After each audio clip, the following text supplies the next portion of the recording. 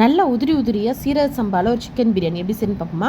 ஒரு 1/2 kg சிக்கனில் மஞ்சத்தூள், மிளகாய்த்தூள், அப்புறம் கரம் மசாலா, தயிர், புதினா, கொத்தமல்லி, உப்பு போட்டு நல்லா மிக்ஸ் பண்ணி நல்லா ஊற வச்சுருங்க. எவ்வளோக்கு எவ்வளோ ஊறுதோ அவ்வளோக்கு அவ்வளோ நல்ல டேஸ்ட்டாக இருக்கும். ஒரு 1/2 மணி நேரம் நான் ஃப்ரிட்ஜில் வச்சுட்டேன்.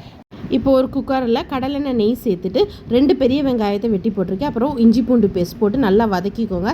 பச்சை வாசனை போட்ட உடனே இப்போ மேரினேட் பண்ணி வச்சுருந்து சிக்கனையும் போட்டு நல்லா பெரட்டி எடுத்துக்கோங்க. அப்புறம் ஒரு 2 பச்சை மிளகா, 2 தக்காளி, உப்பு போட்டு நல்லா மிக்ஸ் பண்ணி மூடி போட்டுருங்க. தக்காளியெல்லாம் நல்லா வெந்து வரட்டும். 1க்கு 1.5 அப்படின்ற ரேஷியோவில் தண்ணி ஊற்றி நல்லா கொதிக்க வச்சுருங்க. உப்பெல்லாம் செக் பண்ணிக்கோங்க.